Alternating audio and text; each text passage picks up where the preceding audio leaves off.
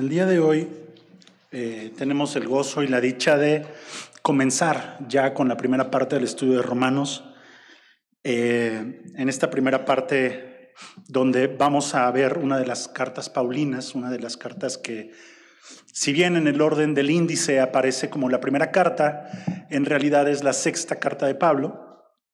Y vamos a ver el día de hoy en particular pues una forma de introducción a esta carta. Por lo tanto, no tenemos una cita fija, no tenemos un pasaje en el cual mantenernos estáticos dentro de él. Así que igual pido disculpas de antemano a todos los predicadores que siguen sobre este tema, porque me voy a meter en casi todos.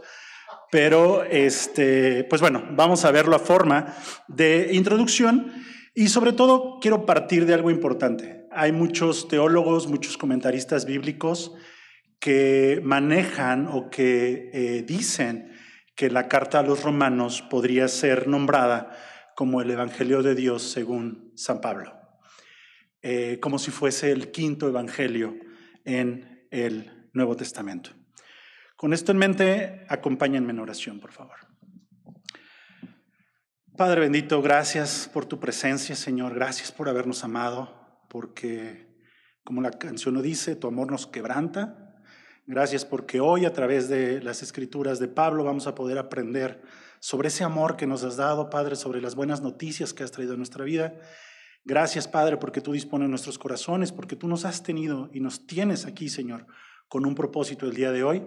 Gracias, Padre, por los presentes y gracias, Padre, por los que escuchan o ven esta predicación después. Tú tocas sus corazones, Señor, convéncelos de ti, convéncelos de tu palabra, Señor, que tu espíritu los redarguya y que no sea mi voz, no sean mis palabras, no sea mi conocimiento ni mi sabiduría, Señor, sino que sea tu espíritu manifestándose. En tu nombre, Padre, amén. Amén. ¿Cuántos, y vamos a partir de allí, cuántos ya están tomando el estudio semanal? Esta semana ya comenzamos. ¿Cuántos lo están tomando? Gloria a Dios. ¿Cuántos ya tienen su material? Si no, permítanme también hacer de una vez un anuncio. Si ustedes entran a nuestro sitio web, si entran a vidaabundante.mx/estudio, van a poder acceder tanto a ver los horarios de las reuniones que tenemos en la semana. Tenemos 11 diferentes horarios para que el día que mejor se te acomode. Es más, el único día que no tenemos reunión son los lunes. Pero de martes a domingo estamos teniendo en diferentes horarios para que el que mejor se acomode puedas entrar, porque va a ser de una gran bendición. En esas reuniones puedes resolver tus dudas, puedes preguntar, es mucho más interactivo que pues bueno, lo que podemos dar aquí en predicación los domingos, ¿no? Y además, ahí mismo puedes descargar el material que vamos a ir siguiendo en el libro de trabajo a lo largo de cada lección. Recuerden vidaabundante.mx/estudio.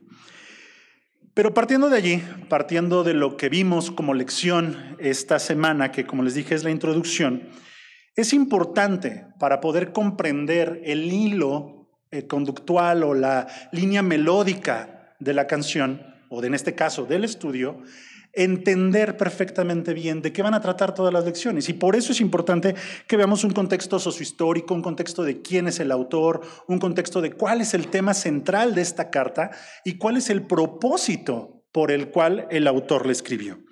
Y empezando por allí, vamos a entrar a la primera parte de la predicación, que sería precisamente el contexto general.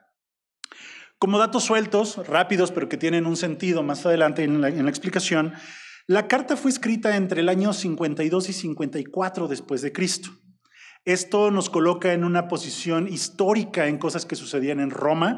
Lo vamos a ver con un poco más de detalle adelante. Y fue escrita desde el puerto de Corinto. Hay veces que es importante también entender desde dónde sale la carta para entender el contexto en el que se encontraba el autor al momento de escribirla. Otra cosa es que, bueno, su nombre lo dice, es Carta a los Romanos, está escrita precisamente para los creyentes que están en Roma. Pero no olvidemos esta parte, está escrita para los creyentes o para la iglesia que está en Roma. Y esto es algo muy importante de entender y de no quitar el dedo de ello. De hecho, es importante que entendamos que había dos tipos o dos grupos de creyentes en Roma en ese momento. Uno de ellos eran los creyentes judaizantes o los creyentes que no se habían quitado por completo las tradiciones, costumbres y rituales judíos, pero también los creyentes gentiles, aquellos que habían sido alcanzados por el Evangelio, por la gracia de Dios, sin ser del pueblo judío. Igual, algo que vamos a ir desarrollando un poco más adelante. Y otra de las partes fundamentales es ¿quién la escribió? ¿Quién escribió la carta a los romanos? Es una de las respuestas o de las preguntas más fáciles de contestar. Pablo. Pablo, desde el primer versículo del primer capítulo de toda la carta, se presenta a sí mismo y se identifica como Pablo, siervo de Jesucristo, llamado a ser apóstol. Así es que podemos saber toda esta generalidad de la carta, pero si yo les preguntara, ¿quién era Pablo?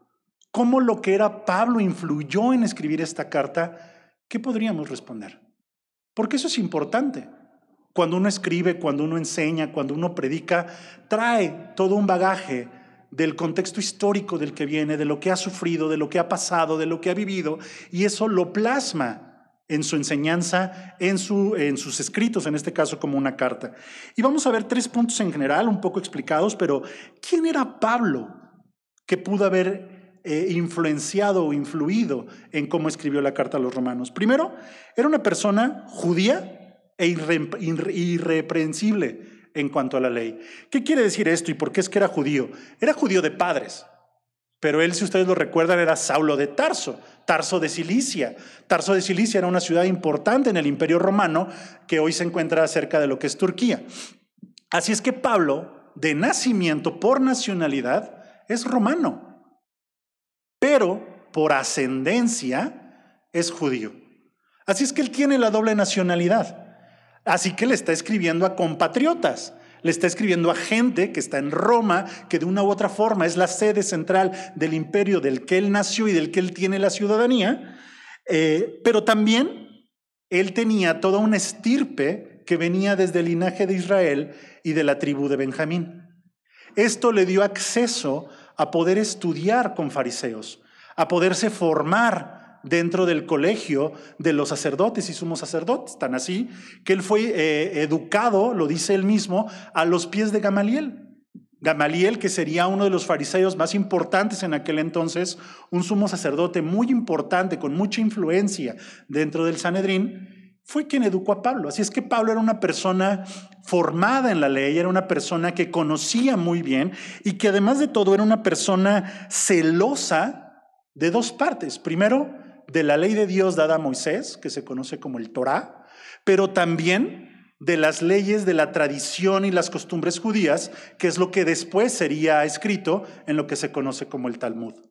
De tal manera, y como se los dije, Pablo era celoso de esto, que llegó al grado del apasionamiento y de descartar a los cristianos como personas justas. Y eso lo lleva a la segunda característica de quién es Pablo. Pablo era un perseguidor y procurador de la muerte de los cristianos. Conocemos que él estuvo presente durante el asesinato de Esteban, que él estuvo viendo por lo menos, no podemos juzgar si él fue el que lo provocó, pero él estaba presente viendo cómo mataban a pedradas a Esteban. Pero sí sabemos que él mismo, en medio de ese arrebatamiento, en medio de esa pasión, en medio de esa ira encendida, pero ojo, creyendo que de esa manera servía a Dios, pidió cartas para ir contra los cristianos que estaban en Damasco. Y luego él mismo confiesa más adelante haber estado en persecución de muerte para hombres y mujeres cristianos. Así es que él claramente era una persona confundida, porque creía que de esa manera servía a Dios.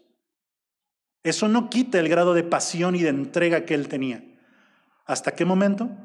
Hasta que Cristo mismo se le revela y le dice: Saulo, Saulo, ¿por qué me persigues? Dios no le dijo: párale a tu pasión. Dios no le dijo: párale a tu fervor. Dios le dijo: estás equivocado. Me estás persiguiendo. Toda esa fuerza, todo ese ímpetu, todo ese conocimiento que yo puse en ti, lo estás usando de la manera equivocada. Ahora eres un instrumento escogido para llevar esa misma pasión y ese mismo conocimiento que tienes de la ley, porque lo que Pablo conocía era la ley. Yo te voy a enseñar la gracia. para que vayas y la compartas a los gentiles, a reyes y a judíos.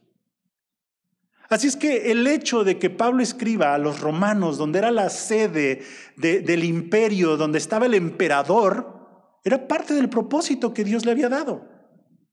Compartir a los gentiles y a reyes, a la ciudad, en donde estaban las ciudades de los reyes.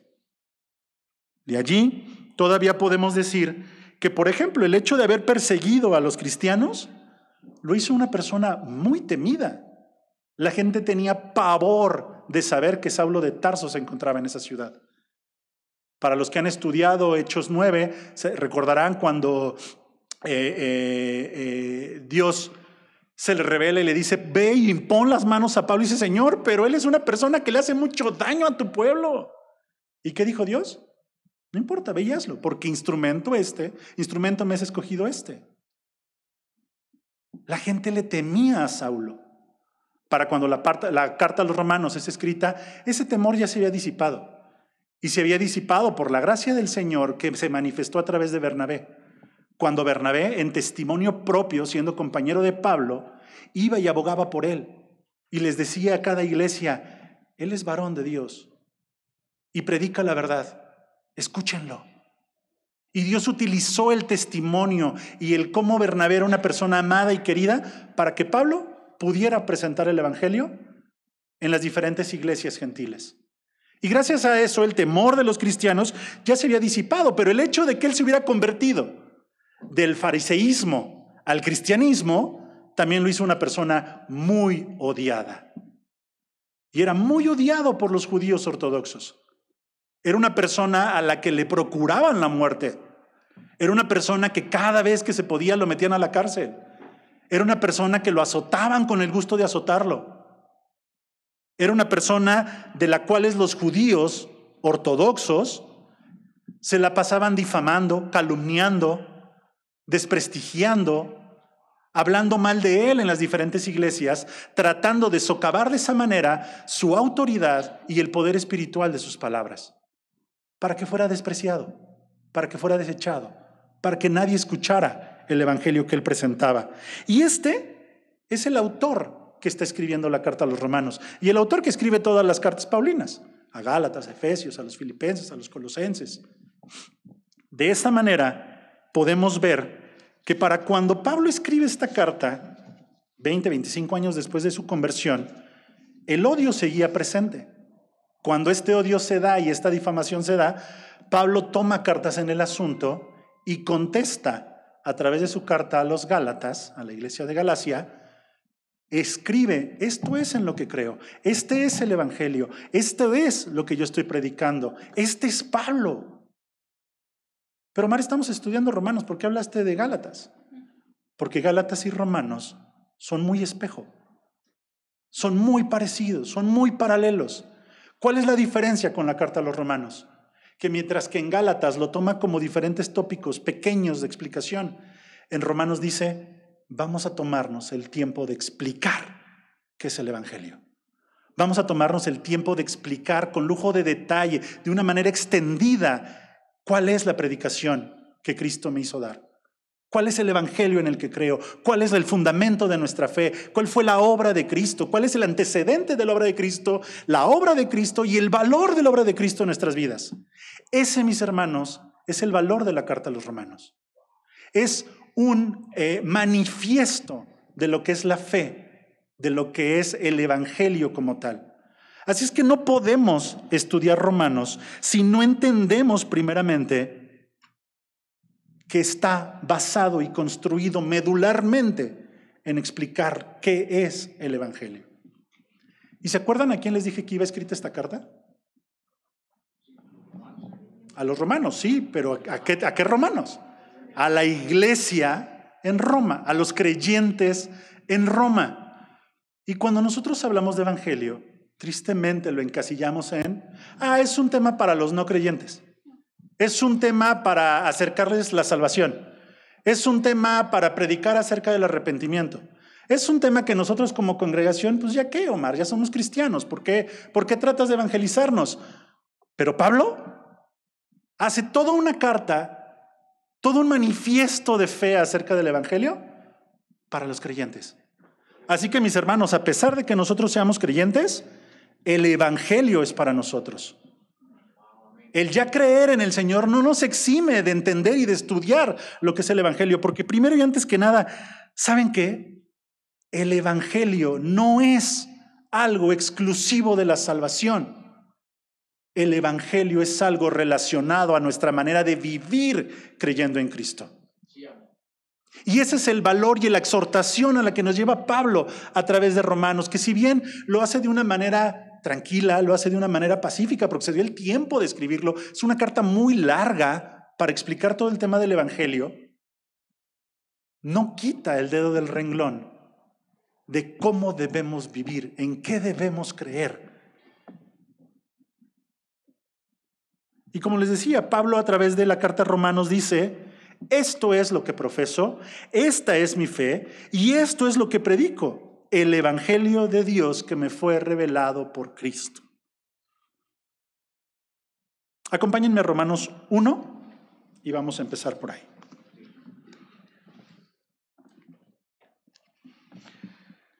Romanos capítulo 1.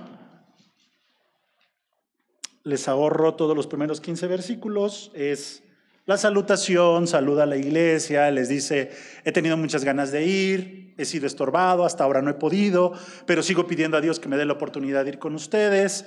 Y sobre todo, más adelante lo voy a retomar, pero les cuento que lo que dice es: porque quiero compartirles, llevarles un don del Señor para confirmación. Y él tenía ese propósito, lo vamos a ver al final de la predicación. Pero después de eso, de la salutación y de los deseos de visitar Roma, viene el verso 16. Acompáñenme a leer. Romanos 1:16. Porque no me avergüenzo del Evangelio, porque es poder de Dios para salvación. Y lo voy a repetir, no me avergüenzo del Evangelio. ¿Por qué, mis hermanos? Porque es poder de Dios para salvación. A todo aquel que cree, al judío primeramente y también al griego, porque en el Evangelio la justicia de Dios se revela por fe y para fe, como está escrito: mas el justo por la fe vivirá. Aquí la importancia, hermanos, de que aún siendo creyentes nos basemos en el Evangelio. Nuestra vida tiene que estar basada en el Evangelio, porque en el Evangelio está la revelación de la fe, está la revelación de la justicia. Y la justicia que vamos a obtener en nuestras vidas, como lo dice al final, solo vamos a poder vivir en justicia por medio de la fe. Así es que el llamado que nos está dando, la atención que ponemos en estudiar el Evangelio, no estamos estudiando palabras, no estamos estudiando la estructura histórica de la vida y muerte de Jesucristo. Sí, eso tiene que ver porque es parte fundamental del Evangelio, pero ¿saben qué estamos estudiando? Cuando estudiamos el Evangelio, el poder de Dios para salvación. Y debemos dimensionarlo de esa manera. Estamos estudiando el poder de Dios para salvación. Y lo presenta con 3 conceptos.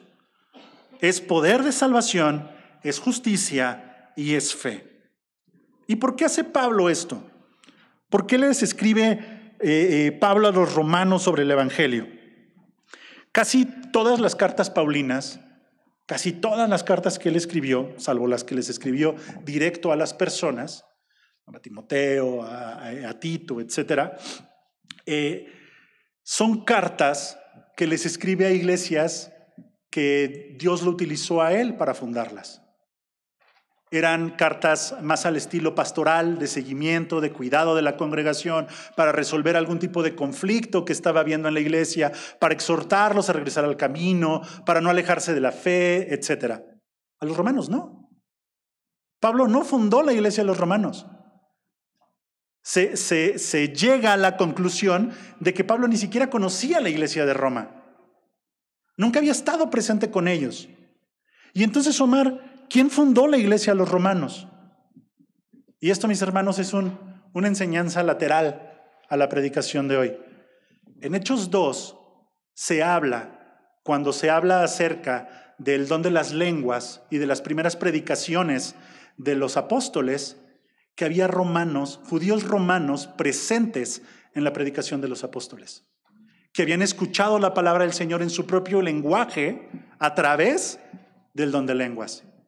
Y habían entendido el evangelio y se regresaron a Roma, porque estaban ahí solo por las fiestas, porque era obligación de todo judío que en cualquier parte del mundo que estuviera se presentara a esas fiestas de congregación.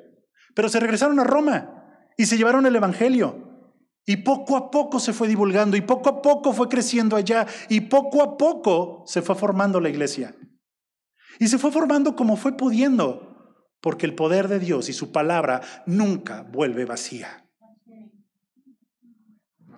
Pero Pablo lo que está diciendo aquí es, pues yo no sé cómo están fundamentados, yo no sé cómo está estructurado el evangelio en el que creen. Yo no sé exactamente cómo balancear correctamente y poner bien los fundamentos de la fe en la iglesia de Roma. Y entonces justo les está escribiendo esto a los romanos porque lo que él quiere es precisamente decirles, esta es la fe, esto es en lo que creemos, este es el evangelio correcto. Alineémonos a eso. ¿Y saben también por qué otra cosa es importante la iglesia de Roma? Porque Pablo reconocía que a pesar de que él no la había fundamentado, él no la había fundado, él mucho de su trabajo lo había basado en la iglesia de Antioquía y era una de las sedes era una de las iglesias sede para él. Pero desde Antioquía no podía llegar a lo que él tenía como propósito de evangelizar, que era hasta España. Pero Roma sí.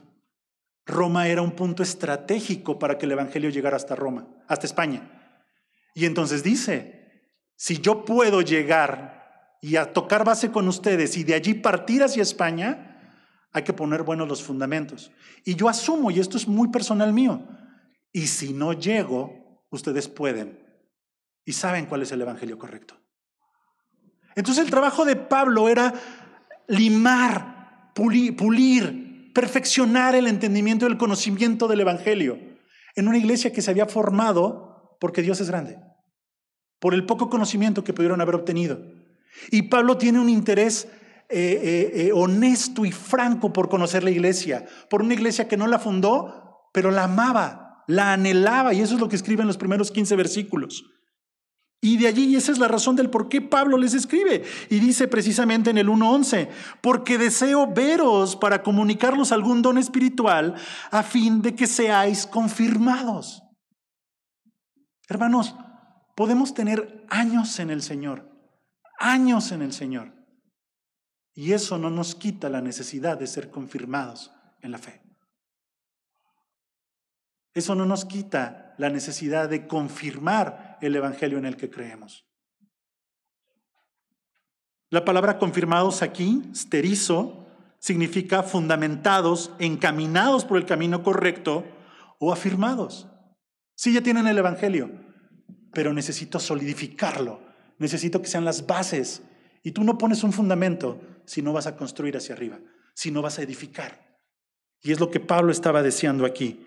Y ustedes me podrán decir, bueno, Omar, entonces pues esto encasilla que la predicación o todo el libro de Romanos es exclusivamente para los romanos.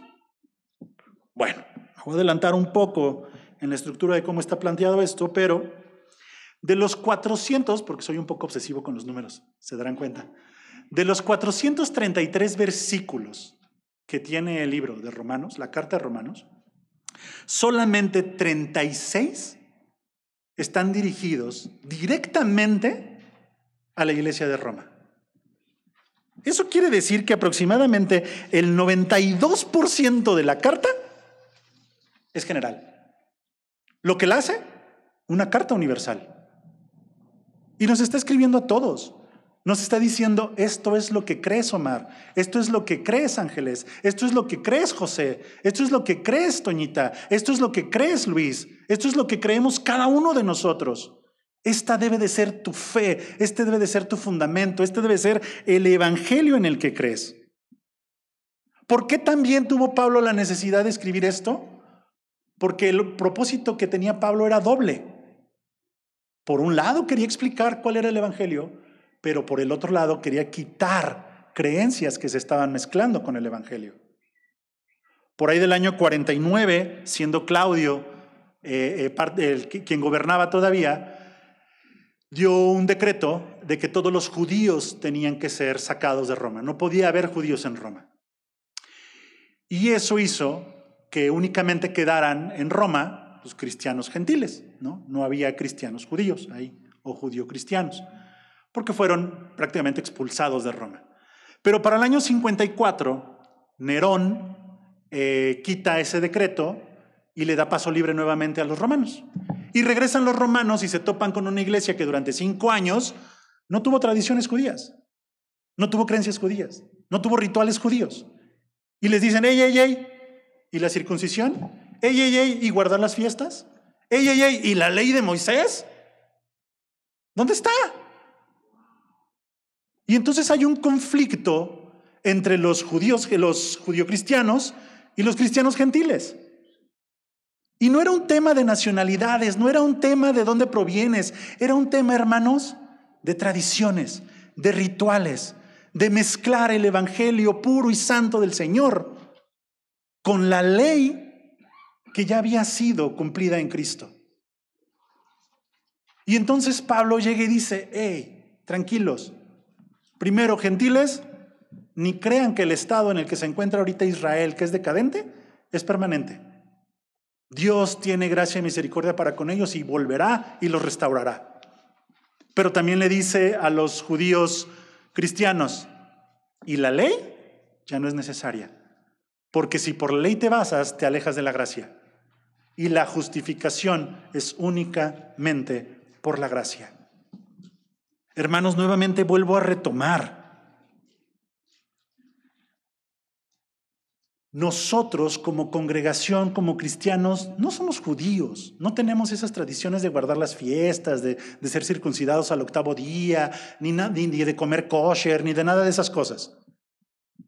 Pero tenemos nuestras propias tradiciones, tenemos nuestras propias maneras a veces de creer que es la única y perfecta forma de hacer las cosas. Y Pablo nos está diciendo, ay, tranquilo, lo único que es permanente es el evangelio. Porque en el evangelio fue cumplida la ley, porque en el evangelio fue cumplida la justicia, porque en el evangelio, que es por fe y por gracia, es en el único que hay salvación, no en la ley. Y en medio de este conflicto, en medio de la necesidad, Pablo se da la oportunidad de explicar su fe, se da la oportunidad de explicar lo que él predica. Les demuestra y les dice que tiene anhelo de conocerles, de instruirles y de confirmarles esto. De decir, no se dejen engañar por las tradiciones y deja ya de tener las tradiciones, hablándole a los dos públicos. Hermanos, yo les pregunto, ¿en qué creemos? ¿En qué creemos? ¿Por qué eres salvo? ¿De qué eres salvo? ¿Por qué tenías que ser salvo? ¿Cómo fue? ¿En qué momento fue que te hiciste salvo? Puedo preguntarles, ¿cuál es el evangelio en el que hemos puesto nuestra fe? Sabemos que el evangelio es buenas noticias, pero ¿cuál es la buena noticia? ¿Que tengo vida eterna? Ese no es el evangelio, es la consecuencia del evangelio. ¿Cuál es el evangelio? ¿Cómo se compone? ¿Cuál es la causa, la razón, los medios y el propósito del evangelio? Pues para eso, mis hermanos, hay que estudiar Romanos.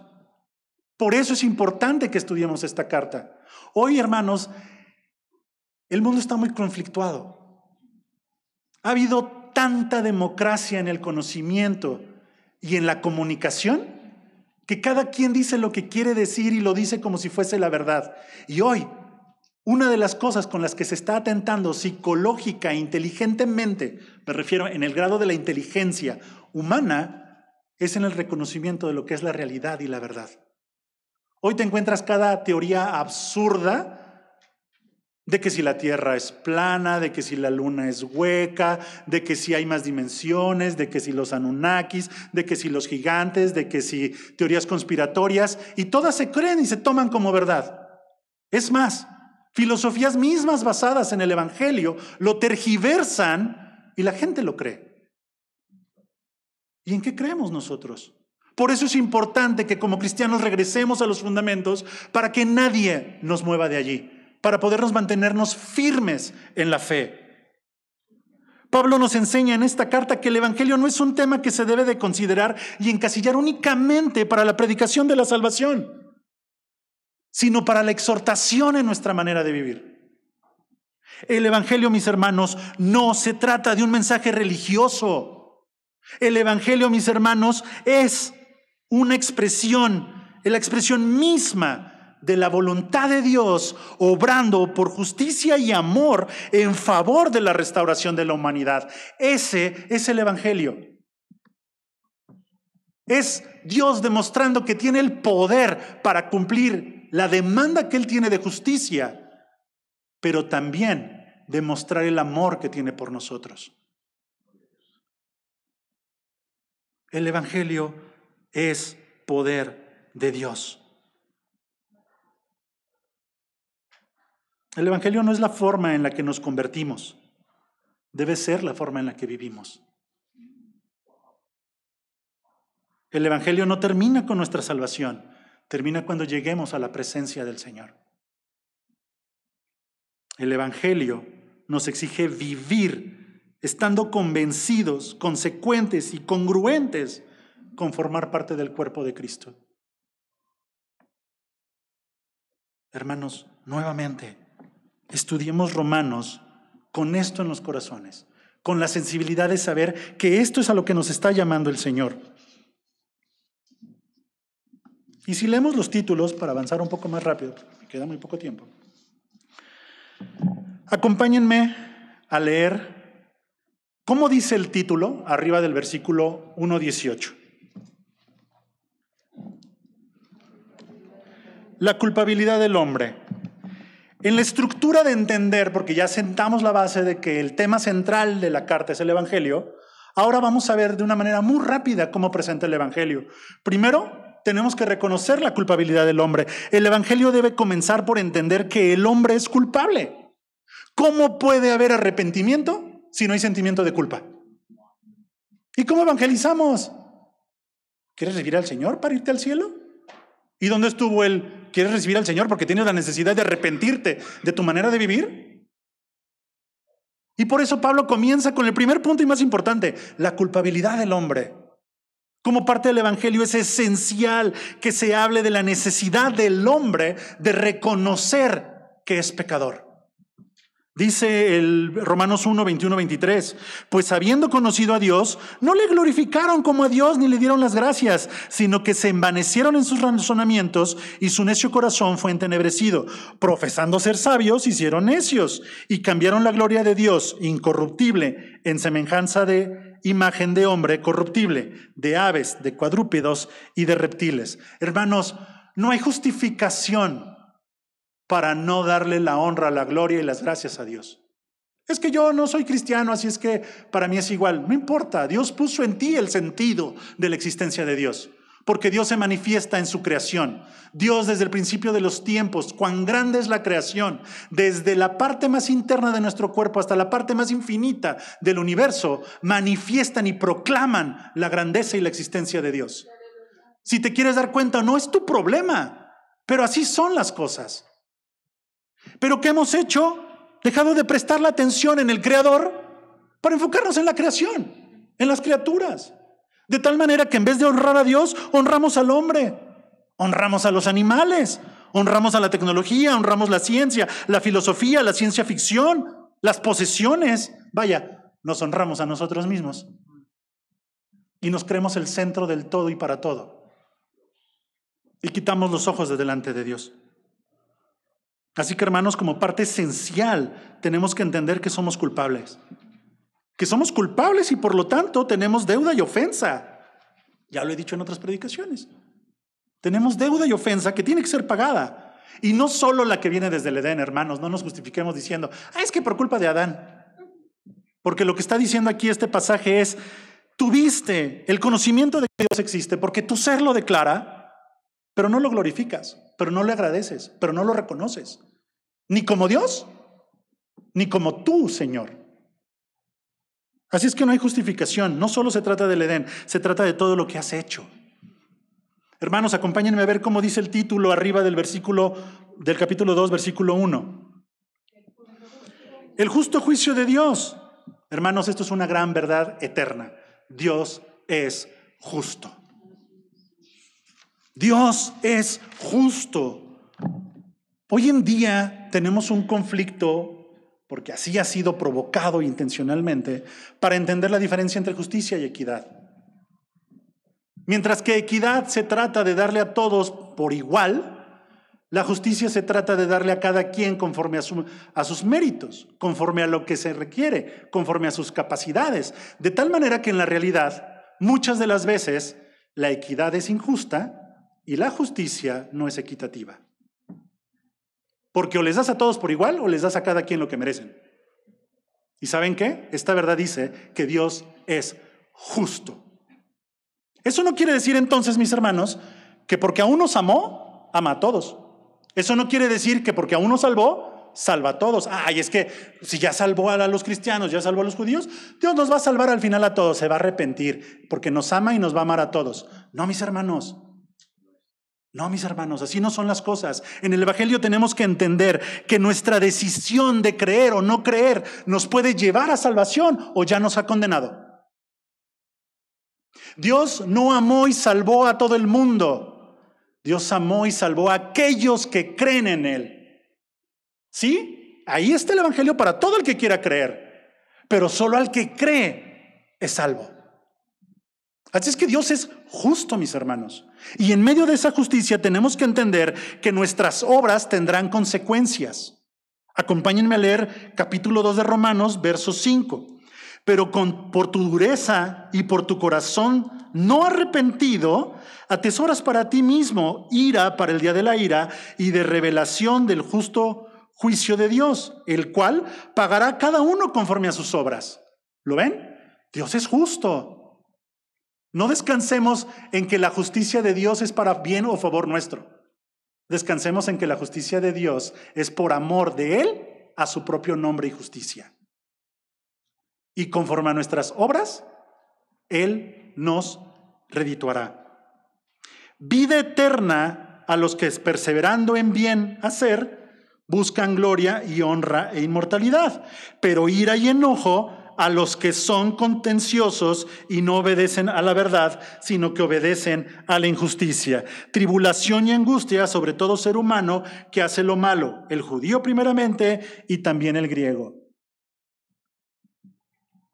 Hay dos sopas. O tenemos salvación o tenemos ira y castigo. Y de acuerdo, porque ojo también aquí, no se trata de que por tus obras seas salvo. Se trata de que por el hecho de haber decidido no creer en el Señor, ya has sido condenado. Así es que todos somos condenados, pero tenemos la posibilidad de creer en Él y entonces ser salvos. Y eso sigue siendo un don de gracia del Señor. Como parte del Evangelio debemos reconocer que Dios es justo, que Él es fiel a su palabra y a su justicia, no a nosotros. Es por amor a sí mismo que Él cumple su palabra. Por lo tanto, Él retribuirá a cada uno conforme a sus decisiones y obras, vida eterna a los que creen e ira y juicio de Dios a los que no han creído. ¿Cómo dice el título arriba del 2:17? Los judíos y la ley. Acompáñenme al verso 23 y 24 del capítulo 2. Tú que te jactas de la ley, con infracción de la ley deshonras a Dios. Porque como está escrito, el nombre de Dios es blasfemado entre los gentiles por causa de vosotros. En este momento, en el que está escribiéndose la carta, los judíos creyentes reclamaban para sí el sentirse elegidos por Dios, el ser exclusivos, el estar en una posición superior al resto del mundo, y más en comparación con los gentiles a los que consideraban perros o consideraban cerdos. Y ellos dicen, es que Dios nos dio a nosotros la ley. Es que Abraham es padre mío.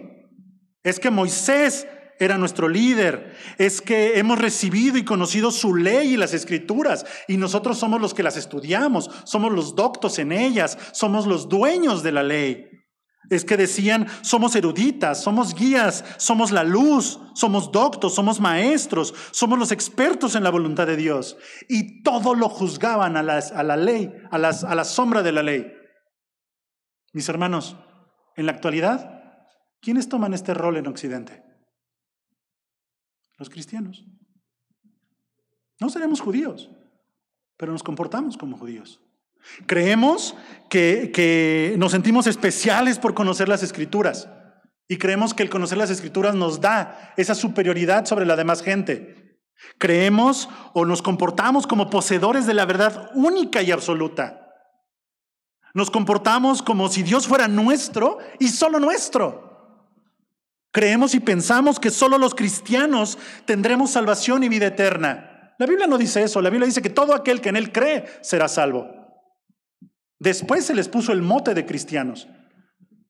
Pero pertenecer a una iglesia cristiana, venir y sentarte aquí todos los domingos, tomar los estudios semanales, llenar los alfolíes de diezmos, de ofrendas, de limosnas, eso no te hace salvo. Eso no te hace especial. Creer sí. Creemos que solo los cristianos gozamos de la presencia y de la cercanía de Dios.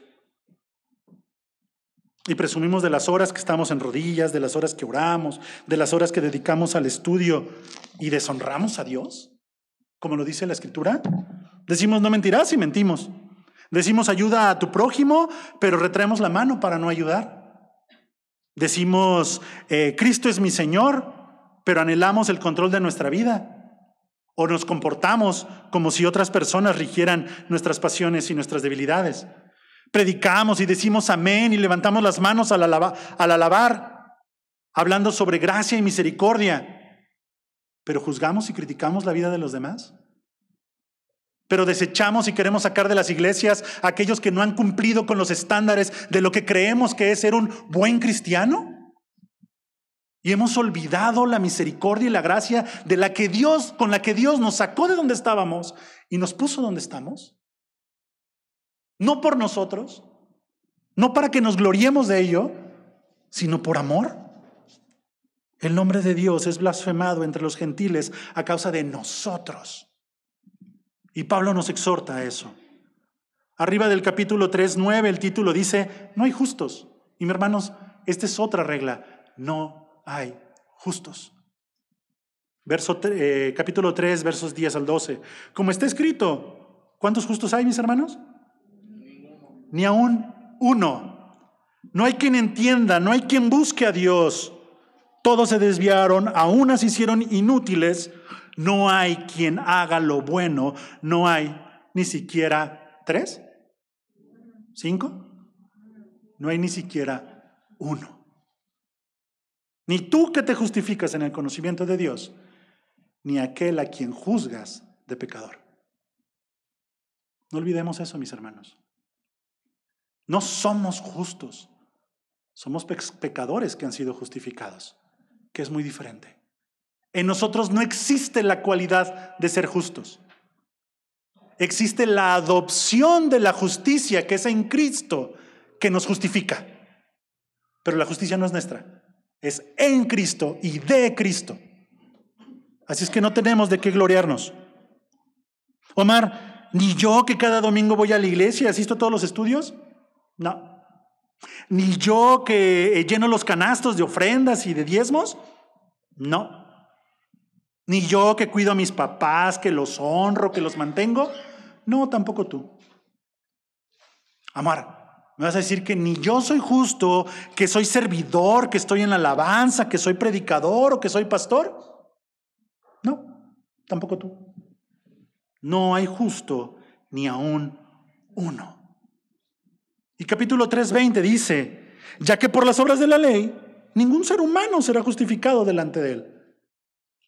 No hay manera de que portarte bien o decir groserías. No, es que yo no he matado, es que yo no soy adúltero, es que yo no he hecho nada de esos feos pecados que los demás hacen.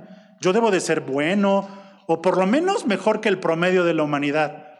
No es suficiente para ser justo. Porque si te has de comparar contra algo, compárate contra la estatura de Cristo. No contra la ley, ni mucho menos contra el comportamiento humano. Y ahí, mis hermanos, siempre vamos a salir perdiendo. Así que no, nada de eso te puede justificar. La ley no se trataba de tus obras, no se trata de que la cumplieras simple y sencillamente porque tú no puedes cumplir la ley. Yo no puedo cumplir la ley. Dice la carta de Santiago, en el capítulo 2, verso 10, Porque cualquiera que guarda toda la ley, pero ofende un punto de ella, se hace culpable de toda la ley. La ley no es, cumplí 8 de 10. O cumples los 10 o estás perdido. Y es más, si te quieres sujetar a la ley, te tienes que sujetar al pago del pecado. Y el pago del pecado es la muerte y la ira de Dios. Así es que tú mismo te estarías ahorcando y ahogando. La ley no era para eso. Y me van a decir, no, pues Omar, estamos fritos. Estamos fritos. Parte del evangelio es reconocer que estamos fritos, hermanos. Parte del evangelio es reconocer nuestra incapacidad.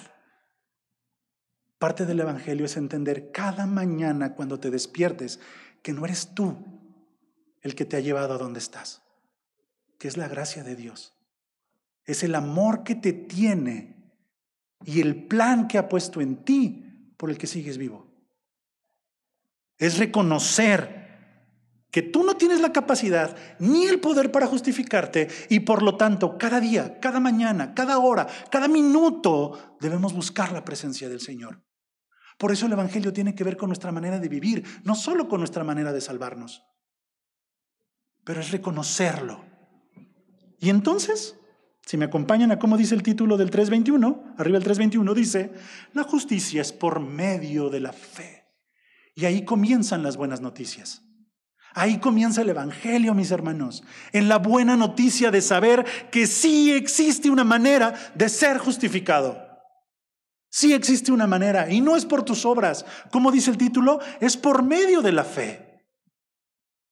Capítulo 3:24 dice, siendo justificados gratuitamente por su gracia, mediante la redención que es en Cristo Jesús, a quien Dios puso como propiciación por medio de la fe en su sangre, para manifestar su justicia a causa de haber pasado por alto en su paciencia los pecados pasados. Cristo, en su calidad de justo, porque Él sí que es justo, nos comparte los beneficios de su justicia y nos justifica de esa manera. Así es que no es por nosotros, no es en nuestros esfuerzos, no es porque cumplamos los mandamientos, nos apeguemos a la ley, nunca infraccionemos nada, seamos los mejores portados, etc. El único que es verdaderamente justo delante de Dios fue Cristo. Por eso Cristo vino a morir. Y en su muerte compartió a través de su sangre su justicia con nosotros. Fue propiciatorio porque nos cubrió, porque nos limpió, pero también porque nos protegió del castigo que nos tocaba para Él recibirlo. Y a través de Él haber recibido ese castigo, pagó nuestra deuda, pagó nuestra culpa. Y aquello que veíamos al principio de que el hombre es culpable y la culpabilidad del hombre es borrada porque Cristo ya pagó por ello. Y esa es la buena noticia. Estamos siendo salvos de la ira de Dios, estamos siendo salvos de la muerte espiritual eterna por medio de que Cristo lo padeció y lo sufrió. ¿Cómo dice arriba el título del 5:1? Resultados de la justificación. Y mis hermanos, aquí hay 3 resultados. Dice así Romanos 5:1.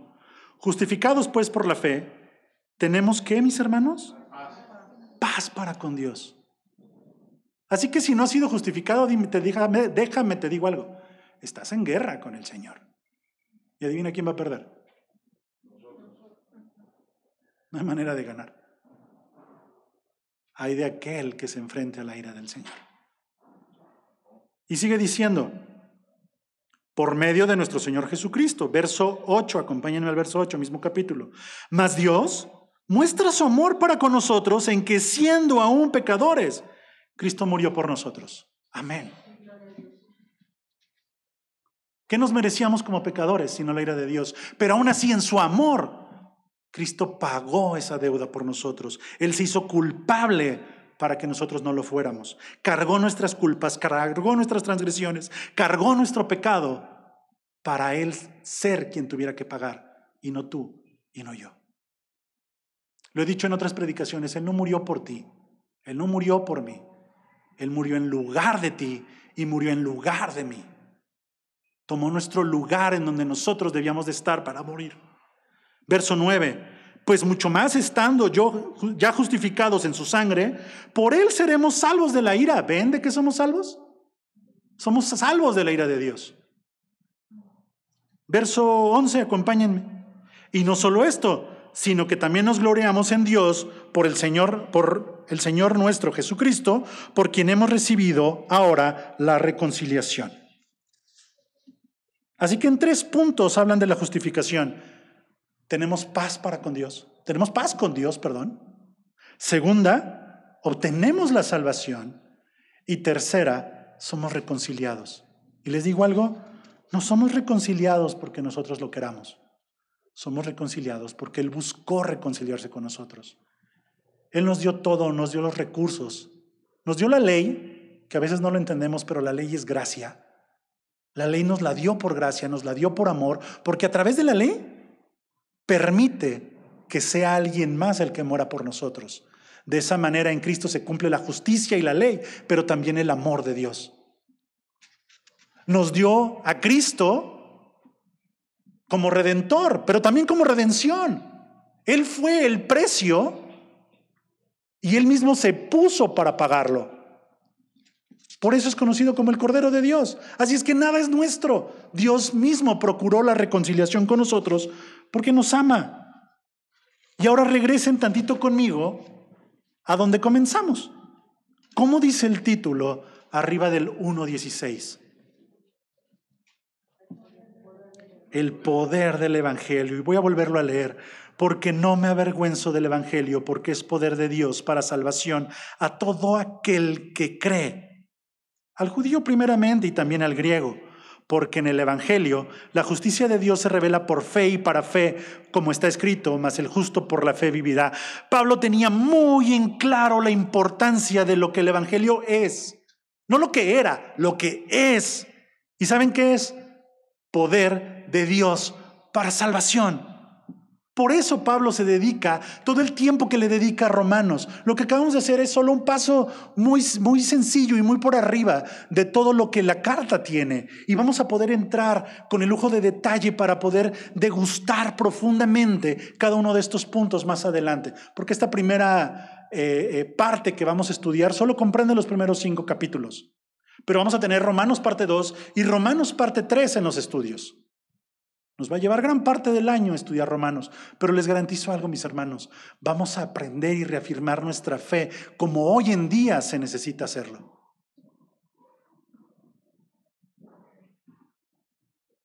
Pablo por eso le escribe a una iglesia que no conocía, por eso les escribe con anhelo, porque él entiende que el poder de Dios para salvación debe de ser el fundamento correcto para crecer y ser edificados. Y en amor a esta iglesia se los escribe. Y en amor para nosotros, Dios permitió que quedara en las Escrituras la carta de Romanos.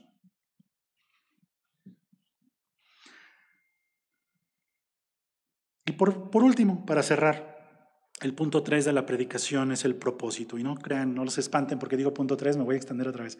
Punto 3 solo tiene dos puntos internos. Pablo tenía un doble propósito.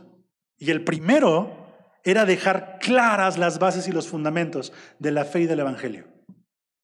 Pero el segundo era dejar muy en claro que la justificación es por fe. Que nadie ni nada le puede robar el poder a la obra que Cristo hizo en la cruz. Así es que no es por lo que hagas, no es por lo que digas, no es por quien seas, no es por lo que tengas. La justificación para salvación es solo por fe. Cierre del punto 3, ¿ven? No era tan grande. Conclusión. La carta a los Romanos podrá enseñarnos muchas cosas. Y habrá muchos puntos en lo que a lo largo de los estudios semanales y de las diferentes prédicas podremos irnos desviando o direccionando hacia otro lado y podemos caer en puntos morales, en puntos de trabajo en equipo, en puntos de desarrollo de la visión de Dios. Podemos aprender muchas cosas, pero nunca perdamos el objetivo del centro medular de esta carta. El Evangelio es poder de Dios. Y debe de ser tratado como eso, como el poder mismo de Dios para salvación, como la obra de Dios intercediendo por el hombre para justificación, redención y restauración en su relación con nosotros. Ese es el centro de esta carta, es el centro del estudio que vamos a tener. Pablo sabía que era sumamente importante que se entendiera en qué es en lo que creemos. Era importante aclarar las bases y presentarlo y explicarlo de la manera correcta y clara. Por eso se extiende lo que se extiende. Pablo no iba repartiendo folletos a diestra y siniestra creyendo que de esa manera evangelizaba. Si lo haces, el poder de Dios es grande para convertir a la gente a través de eso. No estoy juzgando que lo hagas, pero Pablo se dedicaba a asegurarse de que la tierra era fértil para recibir la palabra del Señor, que se había entendido de manera adecuada el mensaje del Evangelio. Por eso tenía cada una de las cartas paulinas, por eso le escribe a ciertas personas en específico, por eso aún se atreve a escribirle a la iglesia de Roma. Así que, hermanos, el Evangelio, y entendamos y dimensionémoslo de esta manera correcta.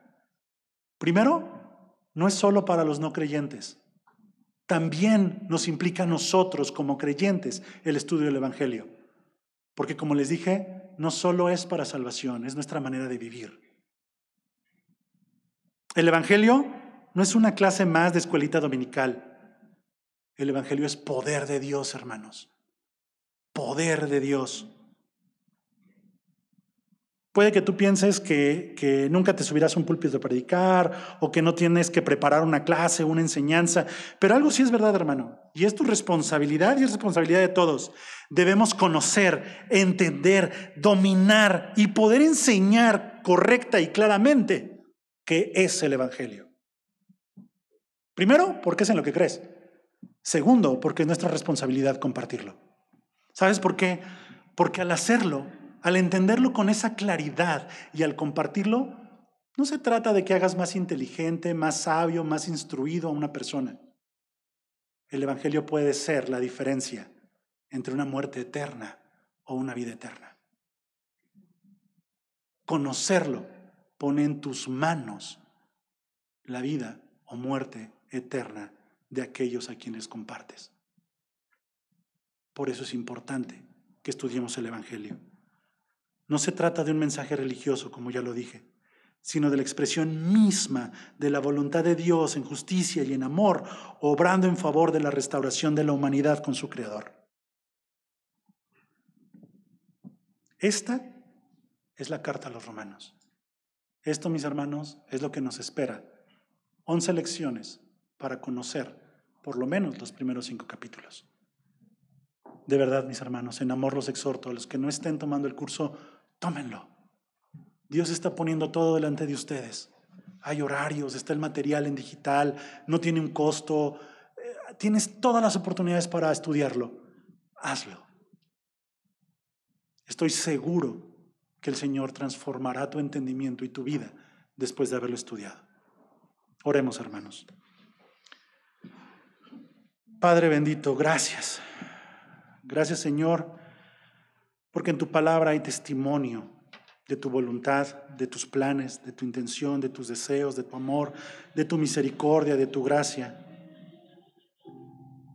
Gracias, Señor, porque en tu palabra encontramos, Señor, la exhortación para amarte, para conocerte, para entregarnos, para entender, Padre, que toda la palabra del Señor, Señor, habla de tu Hijo, habla de la obra que iba a hacer en la cruz, habla del amor que nos tuviste, habla, Señor, de lo que hoy conocemos y entendemos como el Evangelio.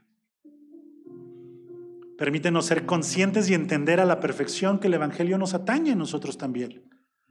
Que el Evangelio no se trata solo de predicarlo para salvación de los demás, sino que aún nuestra salvación depende del vivir congruentemente con formar parte del cuerpo de tu Hijo. En justicia, en santidad, en rectitud, en misericordia, en amor, en obediencia.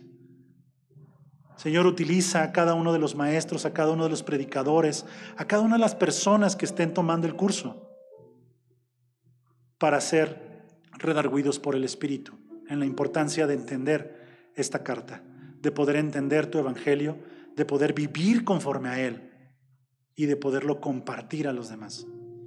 Gracias, Señor, porque tu palabra es viva, porque tu palabra es eficaz y porque tu palabra siempre, siempre cumple el propósito para el que tú la dijiste. Alabado sea, Señor, eternamente por nosotros.